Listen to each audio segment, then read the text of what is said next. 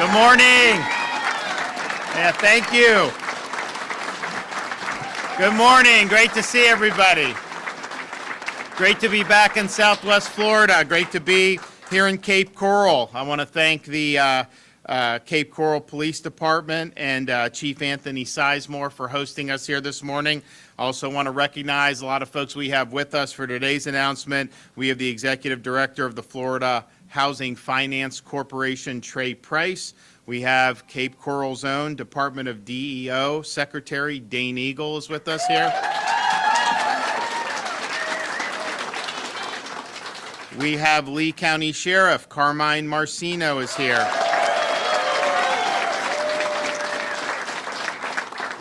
We have from the Cape Coral Police Department, Ashton Wolf is going to be speaking about our announcement. Then we also have a second grade teacher locally, Melba Lugo, who's also going to be speaking about today's announcement. If you look at what's going on in the state of Florida, I just announced on Friday, you know, we've never had a bigger budget surplus, not even close in the history of the state than we have now.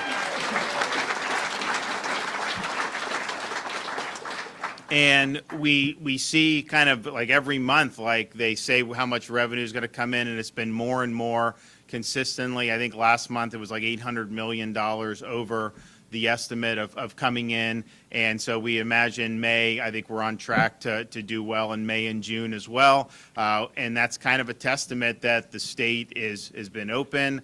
We've got a good environment. We have make sure we prioritize things like education, public safety, all these different things. But I thought you go back a couple years ago, people were saying, you know, Florida was going to have the most difficulty because we have a tourism-based economy. We had a lot of challenges with the onset of COVID. But in reality, you know, we've been able to outpace the nation on almost every indicator. If you look at our unemployment rate's 3%, the nation as a whole is 3.6%. In April, we actually expanded our workforce participation by 30,000. The U.S. as a whole participation declined by 360,000. If you look at what we've been able to do in terms of adding another 55,000 private sector jobs in April, when the rest of the country didn't add at that rate, our GDP has grown faster than the nation as a whole. So we've been able to lead, and I think that that's allowed us to have a very good fiscal situation. Now, most of what we're dealing with is a lot of what Washington has done in terms of what they're doing with the economy. You know, when you print trillions and trillions of dollars, you know, you end up sparking a really significant inflation. And so that's what we're seeing. I think the energy has been really, really difficult. First of all, there's going to be a lot of problems with diesel and a lot of other things coming down the pike. I mean, we're not even close, I think, to the peak of the problems. But you think about just over the last 2 weeks, how much has gas gone up? It's gone up a lot. I mean, we were probably in April, I think we were probably, you could get it for probably like $4.15. Now it's I see between $4.50 and $5, you know, everywhere I go. And Florida is usually average or even less than the nation. There's other places that are paying $5.50 and $6 and even more per gallon. And so that has a huge impact on individuals that have to commute in terms of their family budgets. It also affects the economy overall because energy permeates almost everything we deal with. And so that is causing more upward pressure in terms of the inflation.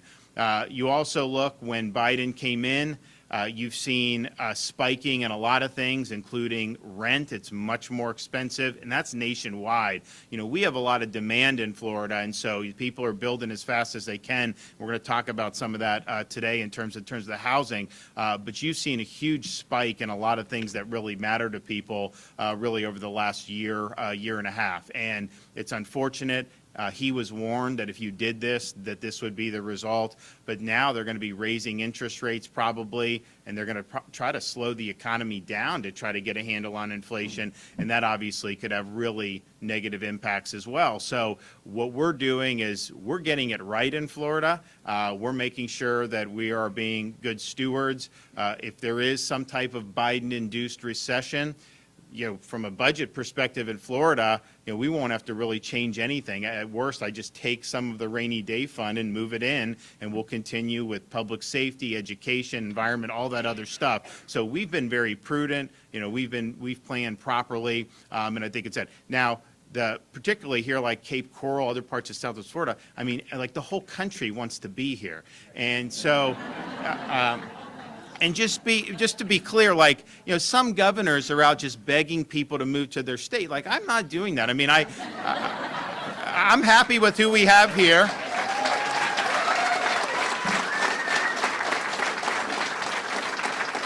I'm happy with what we have, but I think the reality was, you're looking at living in some of these other parts of the country, where they had lockdown policies infinitum. They were denying kids the ability to be in school in person. Those that did allow the schools to be in person, yeah, it's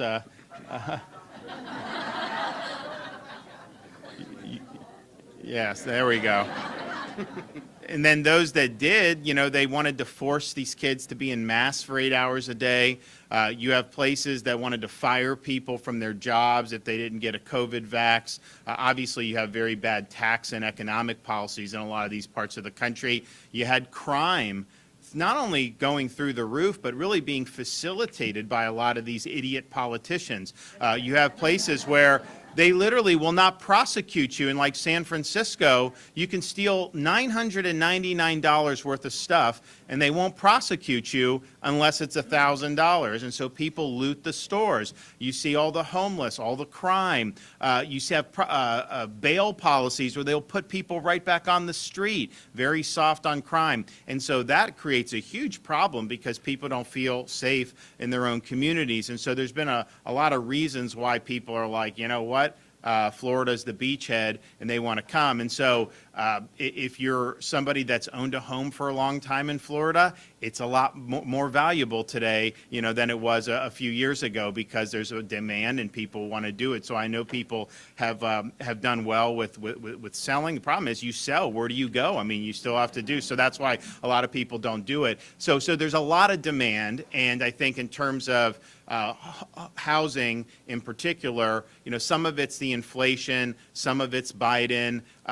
If you look at how much it costs to build homes now, look at each individual input and compare it to 2 years ago. Some of these things have gone up 100% in terms of the materials, and so that's going to have an impact. I mean, there's different parts of the state you would look at, and they'd have like a sign for a new community somewhere, and it'd be like starting at $249.99. Well, then that's an X on that, and now it's like $319 or something, and that's mostly some of its demand, but a lot of that is the cost of everything. So it creates challenges. So we want to make sure that, particularly if you look at what we've done since I've been governor, we have worked harder than anybody to support the people in our communities that support us. And so that means the people that wear the uniform, our police officers, our firefighters. This 2021-22 budget, our current year, you had other places that were taking funding away from law enforcement. We did $1,000 bonuses for every sworn law enforcement and fire in the state of Florida.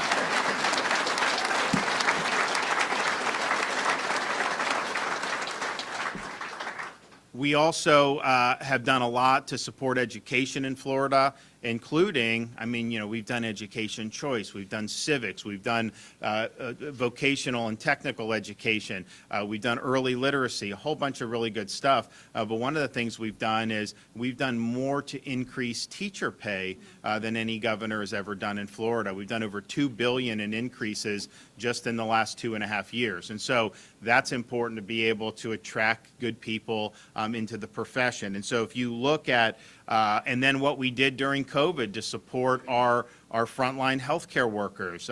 We did as much as anybody, and then when some of the nurses were being threatened with losing their job over mandates, we called a special session of the legislature to protect the jobs, because people should not have to choose between getting a COVID jab and putting food on the table. So we made sure in Florida we were doing this.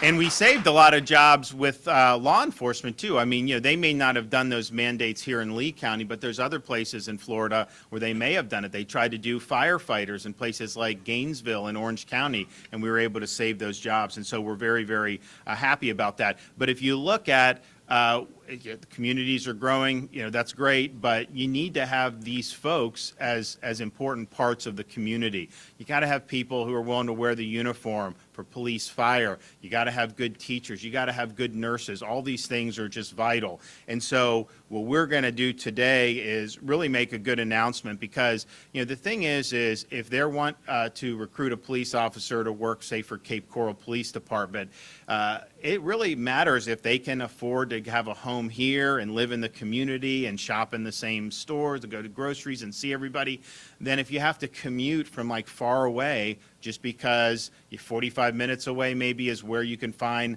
a home that's affordable for you. So we want to make sure that those frontline workers, people we consider to be hometown heroes, are able to not only work and serve the community, but do so where they're able to afford things like buying their first home. And so what we're going to be doing today is announcing that we are launching a Hometown Heroes initiative in the state of Florida to help these folks achieve home ownership.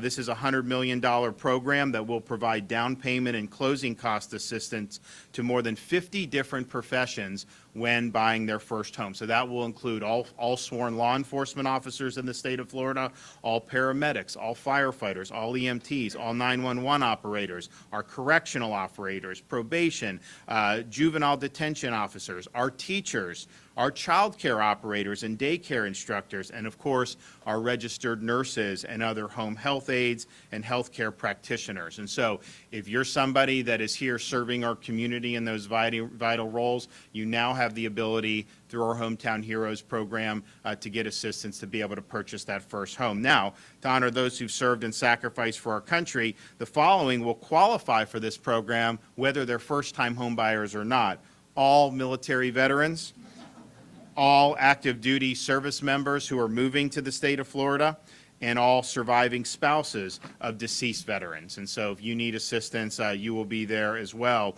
And if you think about what we're doing in terms of helping with affordability, this is part of it. The bonuses are a big part of it. The salary increases are a big part of it for teachers. We didn't need to do it for Lee County per se, but we have a lot of rural counties, and so in this year's budget, we did a huge amount of money to increase salary for these rural deputies because it's harder to recruit, and so we're doing that. We've also done our retention and recruitment program in Florida, where if they have an opening, how many openings do you have, and do you have openings right now? We got a waiting list, Governor. Oh, you got a waiting list? Waiting list. Okay.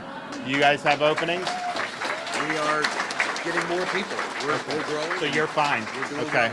well. Yeah. Some people, so they have a waiting list. That used to be for pretty much any sheriff's department. It'd be very difficult to get these jobs. And over the years, you had more and more that had availability and didn't necessarily have all the flood of applications. But I think what we've done is really help change the narrative in Florida, because we've supported the people wearing the uniform. But what we've said in the bill I signed a couple months ago, if you're working in these other places that are treating these people horribly who wear the uniform, they get no support, very low morale. And if you leave from like Seattle and you come to Cape Coral or to Lee County Sheriff, you get a $5,000 signing bonus right at the top. And so that's going to really send a signal that this is the place to be for safe communities. And I think you've seen a big uptick in interest. I think people want to be here. Part of it, it's a great place to live and everything, but they do know they're going to get the support. And I think if you look about how they were treated over the last many years, but particularly summer of 2020, they're out there. I mean, first of all, you have all these protests against the police. They're saying to defund the police. But that was when people were yelling at you if you wanted to leave your house back then. And then all these public health people were like, no. You're not allowed to go to the beach. You're not allowed to go protest lockdowns, but you can protest the police. That was when you knew all this was such a fraud. I'm sorry, like how these people are. They're partisans.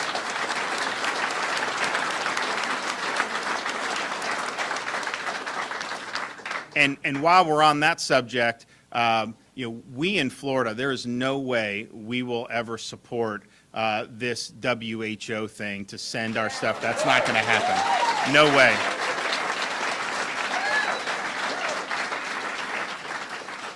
But you saw a lot of these elites advocate very pernicious policies, and part of the reason people want to move here is because we rejected those policies. But they advocated very pernicious policies, including locking kids out of school, and now even Harvard is doing studies showing Florida, there was no increase in the achievement gap between rich, poor, black, white. The lockdown states that kept the kids out of school, you've seen a big increase in the achievement gap. So that's going to linger for years and years and years. And we know that's one of the reasons we do early literacy and we put so much of a focus in Florida, because if you don't read at grade level by third grade, the chance that you drop out of school goes up dramatically. Well, I think you're going to see chronic academic deficiencies in those lockdowns. I mean, it's hard enough to get this right anyways, even under the best circumstances, but in those situations, they really did a lot of damage. And so those folks really failed the country, but they were actually cheerleading people attacking the police and protesting against the police. And so,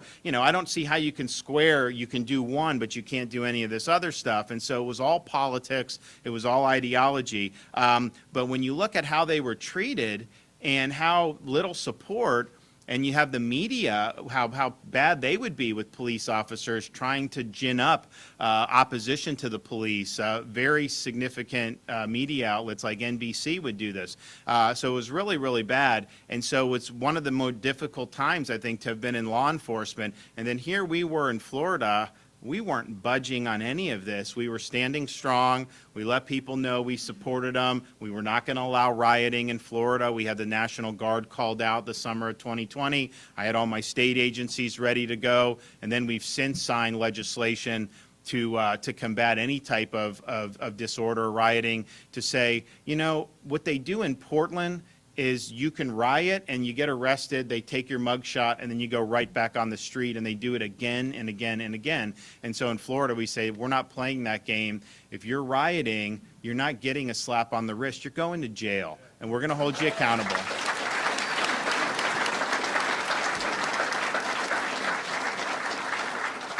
We also signed legislation that, and again, it's not going to be an issue in Cape Coral, probably, hopefully, in many of our communities, particularly in this part of the state. But you look what's happening around the country, where they were slashing funding for law enforcement to, quote, defund the police. So we signed legislation prohibiting local governments from defunding law enforcement in the state of Florida. And a lot of other states are now doing it. They're doing it. They just said, the governor Kansas vetoed this, and I think that's going to be a bad position when she's up for re-election. But a lot of other states have done this to make sure that we're protecting our citizens. You have like 3 yahoos on some city council, and they're able to put your life and liberty at risk with these insane policies. We're just not going to allow that to happen in the state of Florida. So I think we've done a lot to make this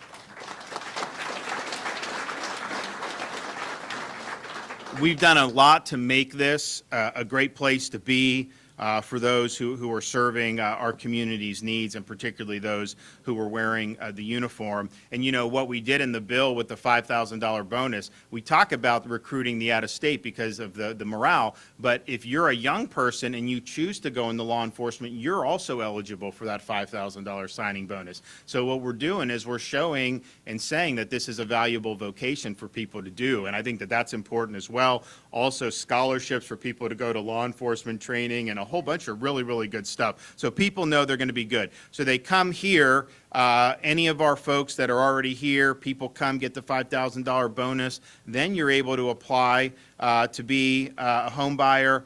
5% or up to $25,000 of mortgage loan amount you can get support from. This will be the highest and most inclusive income eligibility of any of Florida's housing's down payment assistance programs that we've ever had in this state. And it's a revolving loan program, so it's an investment that has the potential to serve Floridians for years to come. And to make sure that the program is accessible to every eligible home buyer in Florida, there are over 1,000 loan officers receiving training right now as we speak throughout the state. And Floridians, so the money will not be ready until July 1st when the fiscal year starts, but Floridians can begin applying through their lenders on June 1st. So a month in advance, you can apply as soon as those funds are released with the implementation of next year's budget, then you're going to be able to do that. And so of the $100 million that we're doing for Hometown Heroes, we're also going to be approving a total of $363 million in workforce housing in this year's budget. And so that's the most we've done in a long, long time. And I think there's going to be a lot of people that are going to be able to benefit from that. So we're going to continue to stand strong for those who support us. I'm really excited about this program. I think it's going to make a difference for Sheriff Marcino's deputies, for the police officers here in Cape Coral and all throughout the state of Florida. So I'm going to thank the legislature for stepping up for this, and I'm excited to be a part of it. So we're going to hear from some folks. So first, we'll hear from Executive Director, Florida Housing Finance Corporation, Trey Price. Thank you, Governor. Yeah. Thank you so much. Thank you. Thank you, Governor, for your steadfast commitment to housing over the last few years throughout your administration, and to the Florida legislature for following suit and appropriating the largest amount of funding to affordable housing in nearly 15 years. It's really amazing. Thank you.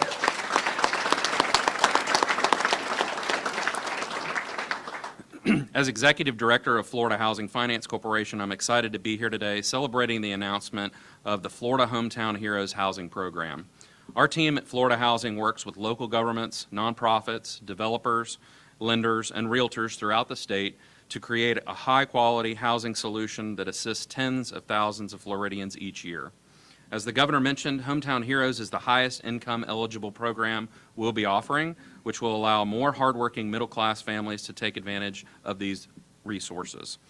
The program will officially open next Wednesday on June 1st, coinciding with the beginning of National Homeownership Month, an occasion that celebrates the value of owning a home for families, communities, and neighborhoods across America.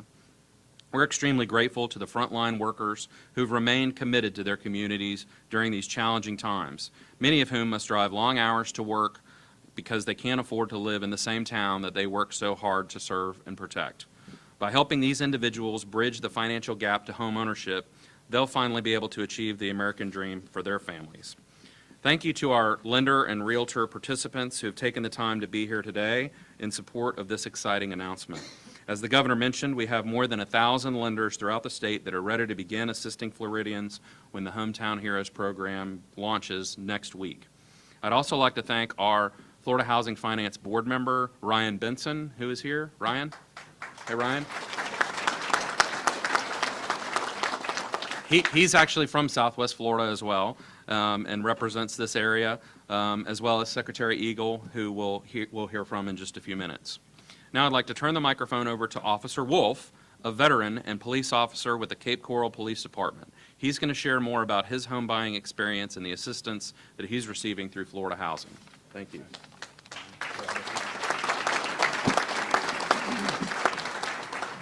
Good morning, everybody. I'm Officer Ashton Wolf. I've been with the police department and also in the military serving my community roughly the past 4.5 years. I joined the military when I was 18. I was stationed in Washington State as an infantryman from 2016 to 2019. With that, I was a Tomahawk in the 1st Battalion, 23rd Infantry Regiment, 3rd Platoon, Black Hawk Company at Joint Base Lewis McChord. While inside the military, I traveled to a variety of locations, including our own border in Arizona, along with Thailand, South Korea, the Philippines, and India. I trained and also was trained by the respective nations' militaries. During the 3 years I was in Washington, I saw it go downhill quite a bit. Started off as a pretty great place to be at. Loved the summers, loved camping and everything like that. Over time, it's slowly, dwindled to what it is now. It's always been in the plan to be a cop, be in law enforcement. However, that kind of pushed me to join, law enforcement a little bit sooner than what I anticipated. When I got out of the military in 2019, I returned to what's my hometown, Cape Coral. I applied to the police department. Luckily, early 2021, I was able to get picked up and had the opportunity to start working for CCPD. They paid for me to go through the academy. They sponsored my way through, paid me while I was going through, and since roughly Thanksgiving of last year, I've been on my own, protecting the community that I grew up in.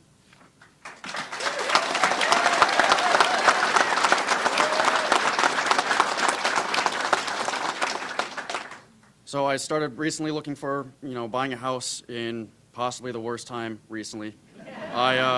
First-time home buyer, so not only was it the nerves from that, it was also everything was getting scooped up pretty quickly to where I didn't really have time to really think, is this the right one for me, is it not? With the help of my realtor and my loan officer, there was a whole plethora of knowledge that I didn't even know about or was aware about that they were able to help me with and guide me along the process. The program is Salute Our Soldiers, which is going to become a part of the Hometown Heroes program. They allowed me the opportunity to buy a house at the age of 23. I'm the only person I know at the age of 23 that's buying a home, so it's done great things for me. For me, it's not necessarily about the paycheck or how much I make. It's about trying to do right by the community and in the country that I'm a part of.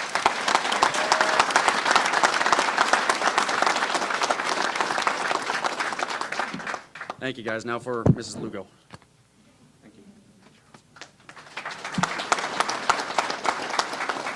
Thank you all. Let me just breathe in. Just have to make sure that I see all of you like my second graders. My name is Melba Lugo. I've been a teacher for 25 years now, 13 years for Charter School USA, and now I'm working for MidCape Global Academy here in Cape Coral. In one day, I changed cities, I changed jobs, I changed apartments, and I bought a house. Thank you for this program. So I want to thank Michelle, my lender. I want to thank all these people that have made this possible. Owning a house seemed like such a distant, far away dream for me. And he is 23, I'm 63. So at this age, you're supposed to be paying off your loan, your mortgage. I am just cutting a loan. But everything is good. Everything is beautiful when you walk in God's timing.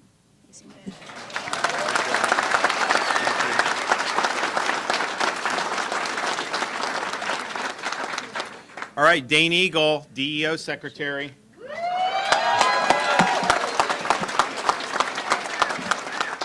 Well, it's great to be back home in Cape Coral. Great to see some familiar faces. On Friday, the governor announced some pretty staggering economic data. Florida's unemployment is 3% compared to the nation's at 3.6%.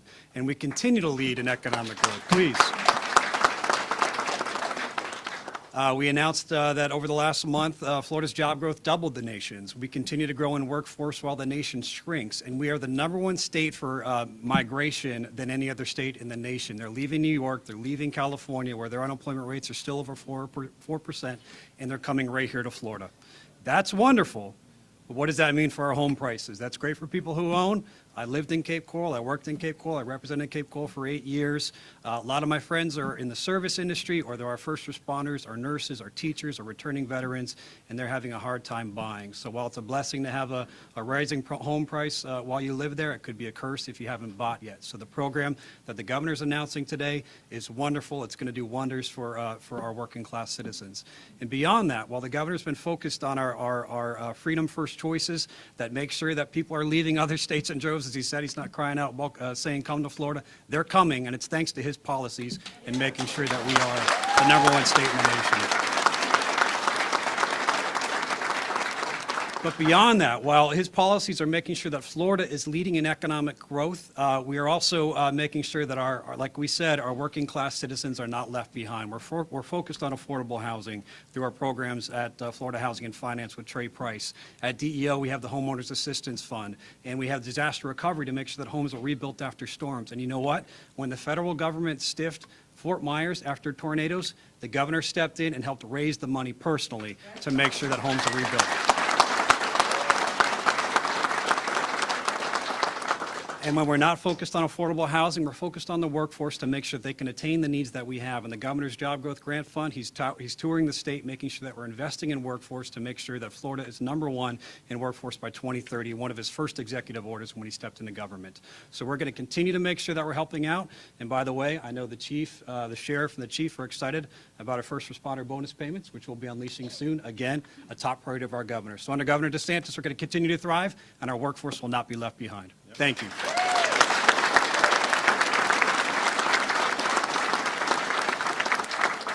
And yeah, we're going to be doing, so we did the $1,000 bonuses for every police officer, fire, EMT in the state of Florida 2021.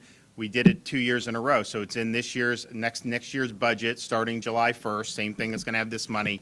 So every single police officer, sheriff's deputy, firefighter, they're going to get probably sometime this summer, they're going to get another $1,000 bonus. So that'll be 2 years in a row that we did it.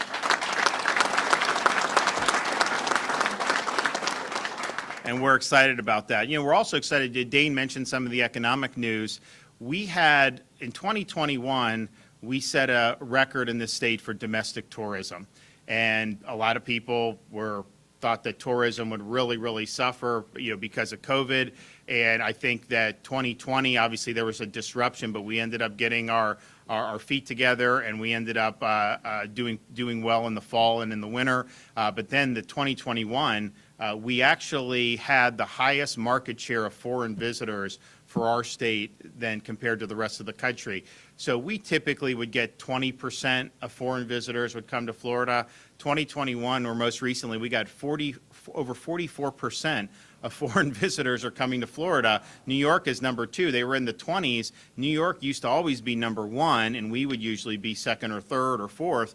But now we're number 1 with a bullet. And I think the reason is because if you go someplace, you want to spend money to go someplace only to be accosted to produce medical papers at the front door of a restaurant or something? No, people don't want to do that. So they knew Florida was a way to get away from all this other stuff and to be able to be here and do well. And so the hospitality and leisure sector, which was really, I think, the tip of the sphere in terms of what could have happened. And if we had done what a lot of people were saying in these other states, like this thing could have ended up being in like a years-long depression. I mean, they were predicting that our hospitality and leisure would not even return to normal until like 2024. And so not only did we blow that out of the water, we're doing better than we were even in 2019. And some of the industries that are very sensitive to kind of Fauci policies, like restaurants, our restaurants are absolutely booming in Florida.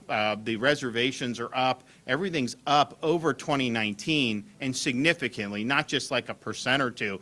You talk to some of these folks, some of them are up 40, 50% from where they were even 2019. And so a lot of other places around the country, their industries have not recovered. They're still far below where they were prior to COVID. And so we're doing better. And obviously having things like good policies really makes a difference. And so we're proud of that as well. Now, this Hometown Heroes doesn't necessarily encapsulate those types of workers, but our other programs would be something that they could do. But that's important because people, as good as we're adding jobs, lower unemployment than the nation as a whole, outpacing them, that's great. We still have a lot of unfilled jobs in Florida.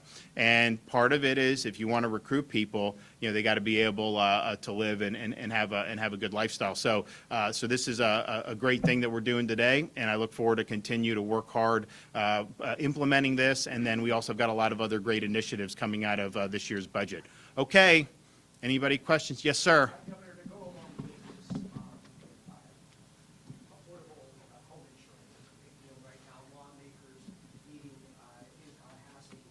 Do you think they'll be able to come up with something in 5 days? And can you give us some insight? Oh, yeah, no, I think they will. I mean, look, this homeowners insurance, this has been something that's been a problem in the state for a long time. We did do a bill last year. It had some good stuff in it. It did not have everything that I wanted to see. It was the legislature would only yield so much. And so while there were some positives out of that, I don't think it fixed the underlying problems. And so they need to tackle it. I think that they're going to do a really good job because people realize, like, we don't want to be in a situation where hundreds of thousands of people are losing their policies and getting dumped on citizens. There's going to be some stuff in there that is going to be, I think, very positive for individual homeowners. For example, there was a program that had not been funded, I think, in the last 10 years called My Florida Home, which will provide grants for people to make hurricane-related improvements to their house. And then what you can do is you then get a discount on your insurance rates. I think that that's something that will be very, very good. But they need to also tackle the scamming that goes on in this market. The idea that, like, somehow you have like one shingle off the roof, and then some lawyer comes in, and then they end up doing this. There's a big lawsuit.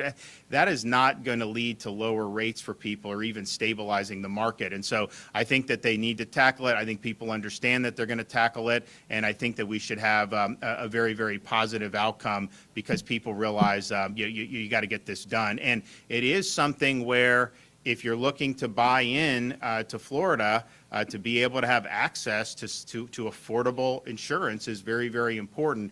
And we have more perils in Florida than some other parts of the country, and so we kind of understand that.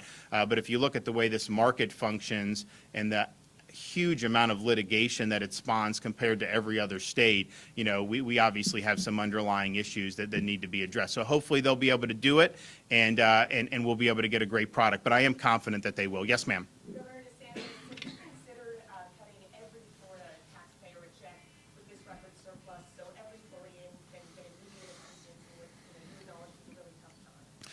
Well, we just did a big budget surplus, or excuse me, a big tax cut, the biggest tax cut that we've ever had. So those are going to be implemented as we go. So for example, starting July 1st, you have a full year of no tax on things like diapers and baby clothes. Now, we still have one in diapers, and so that's going to help. It was not my idea. It was the legislator's idea. But I think it's a good idea. My wife's like, why didn't you do this in 2019 when they were all in diapers? But it is what it is. So we do that. So there'll be holidays for fuel. There'll be holidays for back to school. There'll be a lot. There's actually great sales tax, no sales tax for some of the home improvements, for windows and things like that. That'll really make a difference as well. So we've got a big package. I think what we're going to do, and we'll be laying out proposals about what we do going forward. Part of the reason I think we're in a good position is you look at what's going on in Washington. I think most people are looking at these as being very, very problematic times for the national economy and where we could be headed. So we're going to have the ability to provide a cushion for the people of Florida in terms of that. So you're not going to see education get cut or infrastructure or our environment, all the great stuff that we've done with our water projects and restoring the Everglades and stopping all the stuff that the Army Corps has done with Lake Okeechobee, discharging water. We want reservoirs to be able to handle that. So we're going to continue doing that 100%. Now, we are going to look to see, okay, here we are. What are we going to be able to do going forward? You got to have some in reserve, and I want to have record reserves, but what can we do to make meaningful differences for taxpayers? And so we were going to be looking at different taxes that we're going to be able to provide relief from. Now, we don't have an income tax, which is great, but that's the easiest thing would be to just cut a rate like that. We'll be looking at things perhaps for homeowners, perhaps some other stuff. So there's going to be a more robust tax package that we're going to be working on. But at the end of the day, I think that we've been very, very prudent. I mean, we've lowered taxes every year since I've been governor, and we have record revenue, even with no income tax, and we have one of the lowest, if not the lowest, per capita tax burdens in the country. So that's really the way you do it.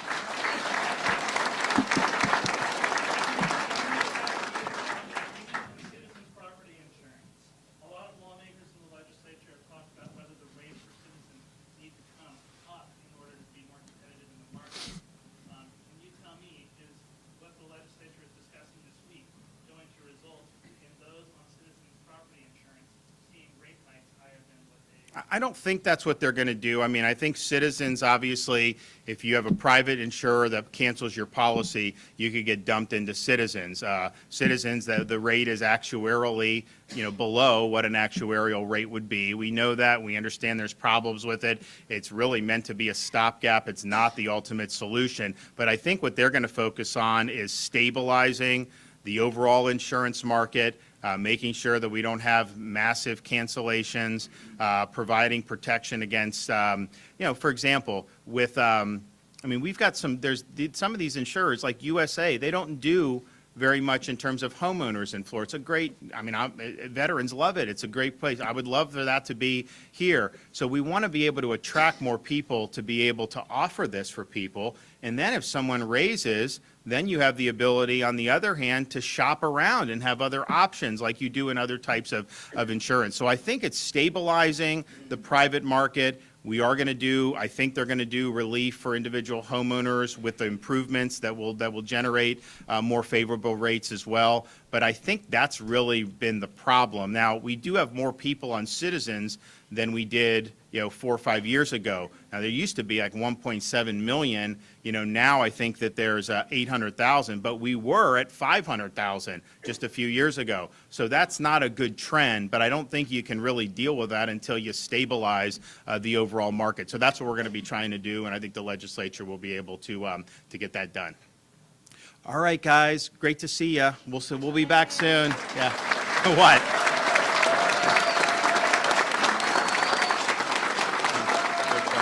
Good job. You did well. Please stay seated. Please stay seated. Good job. Please stay seated. Thank you so much. Thanks, guys. I really appreciate it.